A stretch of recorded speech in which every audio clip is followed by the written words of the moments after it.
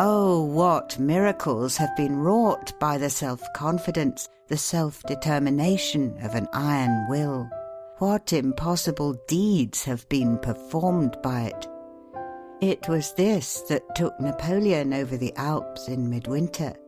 It took Farragut and Dewey past the cannons, torpedoes, and mines of the enemy. It led Nelson and Grant to victory. It has been the great tonic in the world of discovery, invention, and art.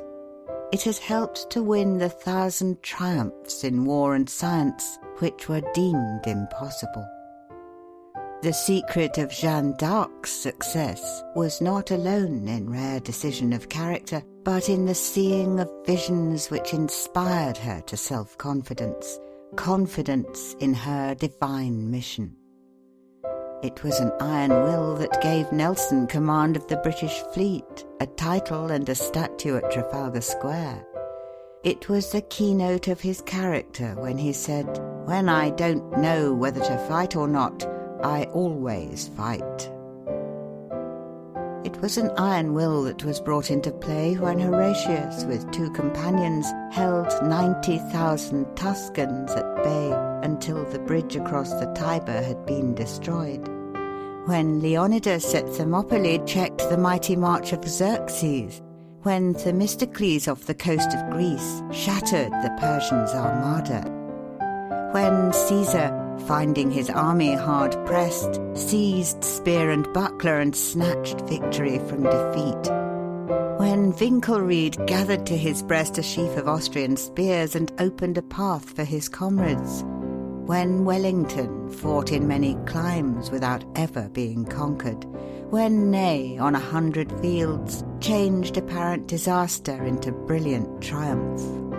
When Sheridan arrived from Winchester as the Union retreat was becoming a rout and turned the tide. When Sherman signalled his men to hold the fort, knowing that their leader was coming.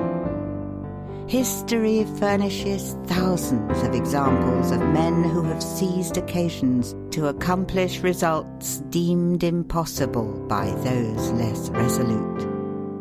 Prompt decision and whole-souled action sweep the world before them. Who was the organizer of the modern German Empire? Was he not the man of iron? Napoleon and Grant. What would you do if you were besieged in a place entirely destitute of provisions? Asked the examiner when Napoleon was a cadet. If there were anything to eat in the enemy's camp, I should not be concerned. When Paris was in the hands of a mob and the authorities were panic-stricken, in came a man who said, "I know a young officer who can quell this mob." Send for him. Napoleon was sent for. He came, he subjugated the mob, he subjugated the authorities, he ruled France, then conquered Europe.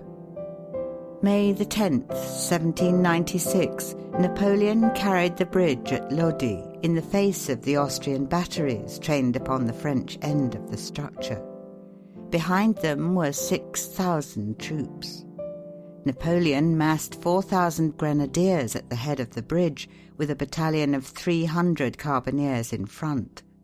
At the tap of the drum, the foremost assailants wheeled from the cover of the street wall under a terrible hail of grape and canister and attempted to pass the gateway to the bridge. The front ranks went